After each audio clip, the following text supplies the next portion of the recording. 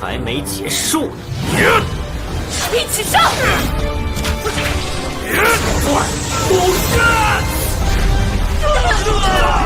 许师兄赢了！这才是我心目中的英雄。没人能挡得下来。人舍我其谁？许无舟天赋了得，让他当道宗传人。果然如我预料一般呐。Kembali lagi bersama Bang Jago. Seperti biasa Mimin selalu mendoakan kalian semoga selalu dalam keadaan sehat dan dalam kondisi terbaik ya. Di video kali ini Mimin akan menceritakan sebuah donghua seri San Qian Dao. Dan bagi kalian yang mungkin baru gabung, Mimin saranin untuk nonton bagian sebelumnya dulu, linknya ada di deskripsi. Tak berlama-lama langsung saja kita masuk ke isi ceritanya.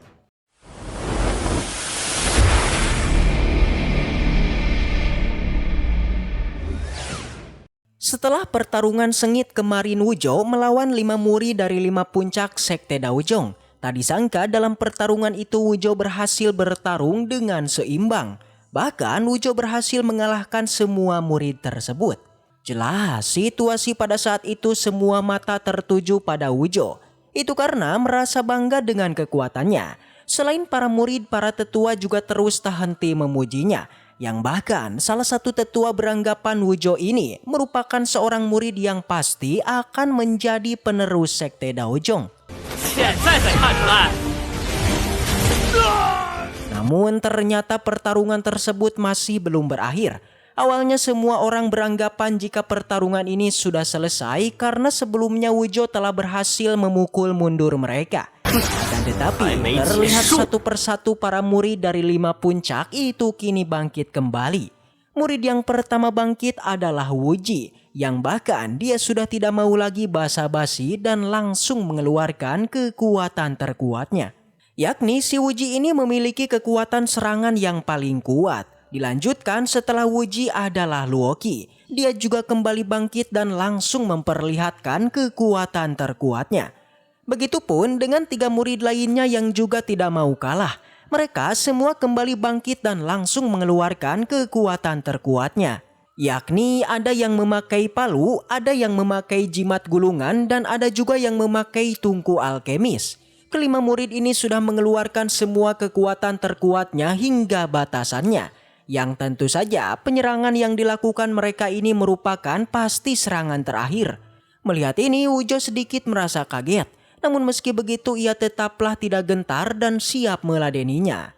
Dari samping seorang tetua akhirnya merasa tenang guys. Karena semua murid kini sudah mengeluarkan kekuatan tempurnya. Di dalam arena Wuzhou sedikit meremehkannya. Ia bilang akhirnya setelah sekian lama bertarung dengan mereka, semua murid akhirnya serius dan mengeluarkan kekuatan terkuatnya. Jelas ocehan itu langsung dijawab Wuji. Dia bilang hal itu sudah pasti mereka lakukan karena menurutnya pertarungan ini bukanlah pertarungan biasa bagi mereka. Di mana bagi mereka pertarungan ini merupakan pertarungan harga diri dan kehormatan bagi setiap puncak Sekte Daojong. Semua murid yang menonton ini mereka mulai merasa khawatir dengan si Wuzhou. Itu karena mereka sudah tahu jika kekuatan yang dikeluarkan semua murid ini bukanlah kekuatan biasa. Jadinya semua murid pun meminta Wuzhou untuk menyerah saja dan jangan memaksakan melawan mereka. Begitupun dengan murid terkuat puncak Shenpeng yaitu Chang He. Dia juga sependapat dengan semua murid untuk meminta Wuzhou menyerah saja. Karena katanya meskipun Wuzhou menyerah mereka tetap akan menjadikan Wuzhou sebagai seorang pahlawan. Tapi apa jawaban Wuzhou guys? Jelas sekali Wuzhou menolak permintaan itu. Dia kembali berakting berterima kasih kepada semua pendukungnya karena telah mengkhawatirkannya. Tapi Wuzhou mengatakan demi untuk membangun kejayaan para murid, dirinya harus melakukan ini dan tak akan mundur satu langkah pun. Akhirnya setelah semua drama dilakukan maka dari itu pertarungan pun dimulai dengan menampilkan Wuji, Luoqi, dan murid lainnya bergerak menyerang Wuzhou. Di depannya Wuzhou juga tak tinggal diam dan langsung berlari bersiap kembali melakukan baku hantam. Di luar arena, Chang He dan Ruoshu sangat khawatir dengan Wuzhou dan berharap Wuzhou akan baik-baik saja. Dan ya, jelas saja Wuzhou terlihat langsung mengeluarkan kekuatan pedang Nirvana. yaitu sebuah teknik pedang yang sangat di luar nalar. Terbukti hanya dengan satu serangan saja membuat semua murid pun terpental dan akhirnya kalah.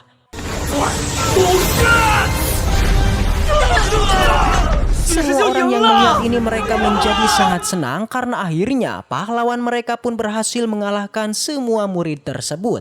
Tak ketinggalan, Ruosu yang melihat kejadian ini, dia langsung merasa jika Wujo ini juga merupakan pahlawan dirinya.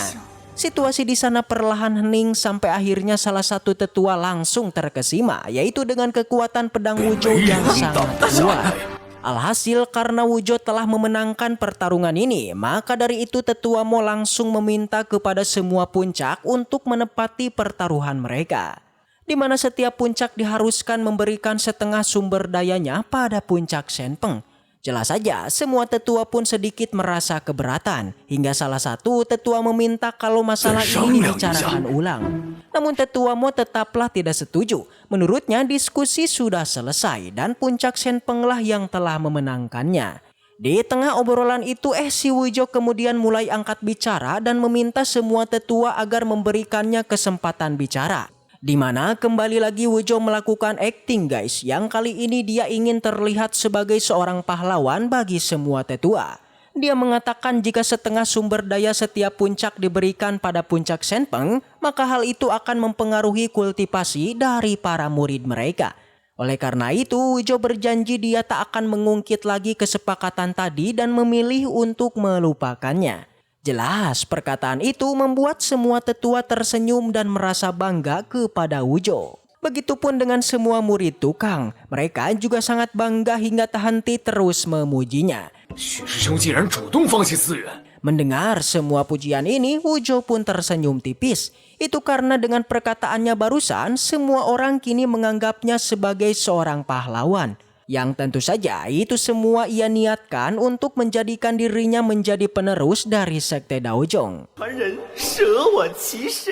Di saat ini tetua Mo kembali merasa kesal karena Wujo ini kembali melakukan acting yang bahkan cara tersebut sedikit mengalahkannya. Awalnya tetua Mo lah yang akan mengatakan itu, tapi kini malah keduluan oleh si Wujo. Di sampingnya tetua wanita juga sangat kagum dengan Wujo, yang bahkan ia sampai mengatakan jika Wujo ini selain berbakat dalam ilmu bela diri, dia juga merupakan praktisi yang sangat baik dan juga bijaksana. Begitupun dengan tetua lainnya, mereka semua seakan tidak bisa berkata-kata lagi selain terus memujinya. Yang bahkan mereka ingin Wujo dipertimbangkan menjadi penerus sekte Daojong. Pertarungan akting terus saja dilakukan Wujo dan tetua Mo. Di luar terlihat baik dan bijaksana, justru dalam hati mereka keduanya terus melakukan pertarungan pemikiran. Wujo merasa senang dengan situasi saat ini. Menurutnya selama dia terus melakukan akting ini, maka lambat laun dirinya pasti akan menjadi penerus dari sekte Daojong. Di depannya tetua Mo kembali bergumam jika tindakan Wujo ini akan ia kalahkan. Jadinya ia pun kembali bangkit dan mulai menjalankan rencananya, yaitu dengan memberikan Wujo menjadikan ketua puncak Shenpeng. Jelas saja Wujo menjadi terkejut, itu karena tujuannya bukanlah menjadi penerus puncak sekte Daojong, melainkan dia ingin menjadi penerus ketua sekte Daojong. Semua tetua yang mendengar itu mereka setuju jika Wujo harus terlebih dulu menjadi ketua puncak terlebih dulu. Wujo pun kembali memikirkan cara untuk menolak pemberian tetua Mo ini. Alhasil Wujo pun memiliki ide untuk menolak secara halus, yaitu dengan kembali berakting. Yakni dirinya hanyalah murid tukang yang tidak pantas menjadi ketua puncak Shenpeng, di mana yang pas untuk mendudukinya itu adalah Chang He. Lagi-lagi tindakan Wujo ini membuat semua murid semakin kagum dengan sifat dirinya. Dia merasa Wujo ini memanglah benar-benar pahlawan yang baik hati dan tidak sombong. Begitupun dengan ketua wanita, dia memuji jika Wujo ini merupakan murid yang memiliki hati yang tulus. Jelas tindakan Wujo membuat tetua Mo merasa geram. Ia tidak menyangka kalau dirinya masih kalah dengan akting si Wujo.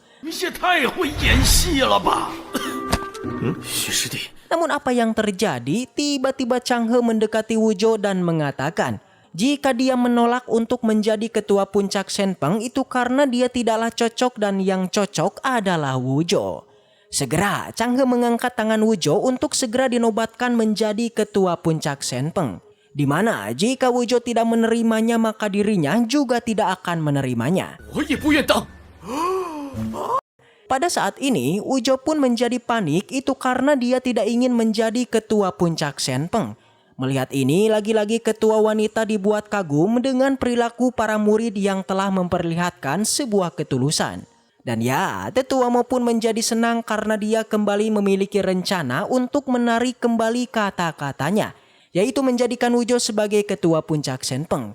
Di mana dia bilang jika keduanya tidak mau menjadi ketua puncak Shenpeng, maka dia tidak akan memaksa mereka dan akan kembali menggelar pemilihannya di masa depan. Jelas, semua tetua dan si Wuzhou menjadi kaget, terutama si Wuzhou karena dia tidak berhasil membuat semua tetua menobatkan dirinya menjadi penerus sekte Daojong. Tetua Mo mengatakan jika dirinya memiliki rencana untuk mengajak muridnya turun gunung melakukan pelatihan dan si Wuzhou lah yang akan menjadi pemimpinnya. Lagi-lagi awalnya si Wuzhou terdiam dan tidak menyetujuinya, tapi setelah Tetua Mo mengingatkan yaitu tentang cincin Tao dan situasi istrinya, akhirnya Wuzhou pun setuju dan siap untuk mengikuti perintah Tetua Mo. Dan nampaknya untuk episode selanjutnya kita akan melihat perjalanan Wuzhou yang akan menuju ke Akademi Jixia. Yakni dia bersama Tetua Mo akan menemui Kimo karena Wuzhou pernah mengatakan kalau cincin Tao tersebut itu telah ia berikan pada Kimo. Yang padahal sebenarnya cincin tersebut sudah ia lebur. Lalu bagaimanakah kelanjutan ceritanya? Maka dari itu kita tunggu di minggu depan guys. Oke, untuk mengakhiri video ini langsung saja kita sebut sebuah kata pamungkas. Waduh, bersambung. Baiklah, mungkin segitu aja untuk pembahasan kali ini. Dan semoga kita selalu diberikan kesehatan untuk mengawal Donghua ini. Dan sampai jumpa di video selanjutnya.